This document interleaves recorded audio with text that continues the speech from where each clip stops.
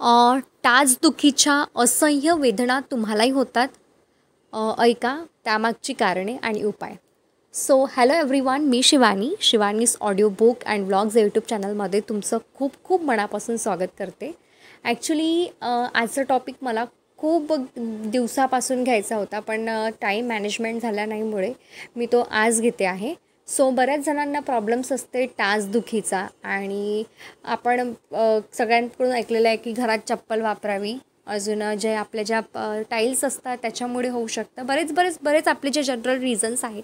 तर आज आपण याच्यातलं रिअल रिझन म्हणजे ॲक्च्युली मुख्य कारण काय आहे, त्याच्यावरती उपाय काय आहे, हे सगळं जाणून घेणार आहोत. सो रोजच्या क्षुल्लक तक्रारीकडे आपण वेळीच लक्ष दिले नाही तर पुढे जाऊन या तक्रारी तीव्र समस्येत परावर्तित होतात. जाऊ दे काय होतं, फक्त सुजस्त राहील, होईल कमी, या अशा प्रतिक्रिया आपण इतरांकडून ऐकतो किंवा इतरांनाही आपण ऐकवत असतो. पण या क्षुल्लक तक्रारी कधी वाढत जातील सांगता येत नाही. म्हणून कोणतेही दुखणे असो, त्याची तीव्रता वाढण्याआधीच त्याकडे लक्ष देणं खूप आवश्यक आहे. आता लक्ष देणं म्हणजे काय, तर उठसूट गोळ्या औषधं खाणे म्हणजे आरोग्याची काळजी घेणे नव्हे, तर त्या तक्रारीतून नेमके आपल्या शरीराला काय सांगायचे आहे ते समजून घेणे आणि त्यानुसार आपल्या आहारात आणि दिनचर्येत बदल करणे है ना. आपल्या शरीरात छोट्या छोट्या तक्रारीतून नेमके काय सांगायचे आहे हे समजून घेतले पाहिजे है ना. बरोबर. तर अशीच नेहमी किरकोळ मनात दुर्लक्ष केली जाणारी व्याधी म्हणजे टाचदुखी है ना. कारण की आपण मला असं वाटतं की बरेच जण निग्लेक्ट करतात, पण ही किरकोळ वाटणारी गोष्ट पुढे जाऊन अति त्रासाचं आणि समस्येचं कारण ठरू शकते. म्हणून थोड्या प्रमाणात असलेल्या टाचदुखीकडे वेळीच लक्ष देणं खूप गरजेचं आहे. यालाच इंग्रजीत प्लॉन्टर फॅसिटायसिस म्हणतात. आणि प्लॉन्टर फॅसिटायसिस म्हणजे आपल्या टाचेला आणि पायातील बोटांना जोडणारा एक दुवा जो उतींच्या समूहांनी बनलेला असतो. कधीकधी अचानक जास्त चालल्याने किंवा उभे राहिल्याने या उतीमध्ये सूज येते आणि त्यामुळे टाचेत वेदना सुरू होतात. यामुळे चालताना उभे राहताना त्रास होतो. सूज कमी झाली की वेदना कमी होतात. पण जर आपले काम हे सतत उभे राहून करायचे असेल तर हा त्रास वारंवार उद्भवतो आणि या उतींमध्ये देखील काठिण्य येते. ॲक्च्युली बऱ्यापैकी ज्या हाऊसवाईफ असतात त्या खूप उभं राहून किचनमध्ये काम वगैरे करतात. सगळ्या गोष्टी तर मोस्ट ऑफ द आजकाल बेसिंगमध्ये भांडे घासले जातात तो उभं राहून, स्वयंपाक केला जातो उभं राहून. त्याच्यामुळे म्हणजे एक स्वेलिंग येते, त्याच्यामुळे होऊ शकतं. विशेषतः गृहिणी, वॉचमॅन अशा लोकांना याचा त्रास होण्याची शक्यता अधिक असते, कारण त्यांचे काम सतत उभे राहण्याचे असते. तसेच रनर, ॲथलेट्स या लोकांना देखील याचा त्रास उद्भवू शकतो, कारण पडताना त्यांच्या तळव्यावर ताण येतो. वयाच्या 40 ते 60च्या दरम्यान देखील हा त्रास जाणवू शकतो. ज्याचे तळवे सपाट असतात आणि तळव्यांचा आर्च कमी होऊ असतो, अशा लोकांना टाचदुखीचा त्रास होऊ शकतो. लठ्ठपणा असणाऱ्या व्यक्तींना देखील हा त्रास जाणवतो. सो या आजाराने निदान करण्यासाठी डॉक्टर तुम्हाला एक्सरे किंवा MRI करण्याचा सल्ला देऊ शकतात. तसेच रुग्णाच्या वैद्यकीय इतिहासाचा अभ्यास करून टाचदुखी नेमकी कशाने होत आहे याचे निदान शोधले जाते.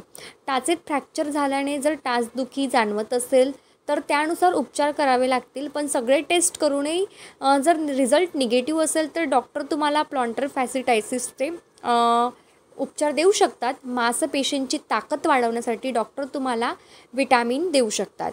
अँड बहुतांश वेळा योग्य उपचार आणि योग्य व्यायाम केल्याने हा आजार आटोक्यात येऊ शकतो. वेदना किंवा सूज असते की तेव्हा आराम करणे, वेदनाच्या ठिकाणी बर्फ लावणे असे उपाय केल्याने तात्पुरत्या काळासाठी ह्या वेदना कमी होतात. आयबोप्रोफेनसारख्या वेदनाशामक औषधीचाही त्वरित परिणाम दिसून येतो, पण जास्त काळ अशा औषधांवर अवलंबून राहणे ठीक नाही. यासाठी हे काही घरगुती उपाय किंवा खास प्रकारचे व्यायाम तुम्हाला हमखास आराम मिळवून देतील. एक आहे पोटरांना ताण देणे. भिंतीला हात टेकून उभे राहा. ज्या पायांची टाच दुखते तो पाय मागे न्या आणि दुसरा पाय गुडघ्यात वाकून पुढे न्या ना. दोन्ही पायांचे तळवे जमिनीला टेकलेले असले पाहिजे, जे तुम्हाला इमेजमध्ये दिसत आहे. ताणलेल्या पायाच्या टाचेवर आणि पोटरीवर ताण जाणवला पाहिजे. 10 सेकंदासाठी याच अवस्थेत उभे राहा. 2 ते 3 वेळा रिपीट करा. सेकंड आहे रोलिंग स्ट्रेच. तुम्ही हे तुमच्याकडे नसेल तर प्लीज तुम्ही घेऊ शकता रोलिंग स्ट्रेच. आणि ऑनलाईन वगैरे मिळूनच जाईल. खुर्चीवर बसून राहायचं आहे. तळव्याखाली छोटा बॉल घेऊन तो रोल करत राहायचा आहे. मी बऱ्याचदा छोट्या बाळांचा तो एक बॉल असतो मऊवाला, तो तुम्ही घेऊ शकता. किमान 2 ते 2 मिनिटे रोलिंग करा. एक आहे, थर्ड आहे मार्बल पिकअप. खुर्चीवरती बसा अँड गुडघे वाकलेले आणि तळवे पूर्ण जमिनीला टेकलेले हवे. छोटे छोटे 20 मार्बल खाली ठेवा आणि शेजारी एक वाटी ठेवा. आता हे मार्बल्स पायांच्या बोटांनी ते उचलून वाटीमध्ये टाका. यावेळी गुडघ्यांची हालचाल करायची नाही, फक्त तळव्यांची हालचाल अपेक्षित आहे. हे काही व्यायामचे प्रकार तुम्हाला या त्रासापासून थोडीशी मुक्ती देईल. फोर्थ आहे फूट स्ट्रेचिंग. तळव्याची बोटे उलट्या दिशेने थोडीशी ताणल्यावर टाचेच्या उतींमधील रक्तप्रवाह सुरळीत होईल. वेदना कमी होऊ शकते. यासाठी तुम्हाला एक स्ट्रेच बँडची गरज लागेल, जी स्पोर्ट्स स्टोअर किंवा ऑनलाईन देखील मागवता येईल. जमिनीवर पाय सरळ रेषेत पसरून बसा. स्ट्रेच बँड तुमच्या तळव्याभोवती गुंडाळा आणि त्याचे दोन्ही टोक आपल्या दोन्ही हातात धरा. हळुवारपणे पायाची बोटे तुमच्या शरीराच्या विरुद्ध दिशेने ताणवा. हळूहळू पुन्हा मूळ ठिकाणी आणा. 10 वेळा हेच रिपीट करा. वर दिलेले व्यायाम प्रकार आणि स्ट्रेचेस केल्याने हळूहळू टाचदुखी पूर्ण बरी होऊ शकते. टाचेत वेदना असताना मात्र काही गोष्टींची विशेष काळजी घेतलेली बरी. जेव्हा अशा पद्धतीने असह्य टाचदुखी जाणवते तेव्हा आराम करा. जास्त चालू नका किंवा जास्त वेळ उभंही राहू नका. किमान 20 मिनिटासाठी बर्फाने पाय शेका. सूज कमी येण्यासाठी काही वेळ टाच मऊ कपड्याने गुंडाळून धरा. अशा प्रकारे गुंडाळल्यावर थोडा ताण जाणवायला हवा. झोपताना पायाखाली उशी घ्या आणि पाय थोड्या उंचीवर ठेवून झोपा. तीव्र टाचदुखीच्या वेळेस लागलीच वेदनाशामक औषधे घेण्यापेक्षा असे प्रयोग उचित ठरतात. कधीकधी पायांच्या तळव्यांना मसाज केल्याने देखील आराम मिळतो. यावेळी पोडियाट्रिस्टची मदत घेतली तर खूपच छान. आणि सुरुवातीच्या काळात जेव्हा टाचदुखी फक्त तळव्यांवर ताण आल्यानेच होत असेल तरच हे घरगुती उपाय आणि व्यायाम उपयोगी ठरतात.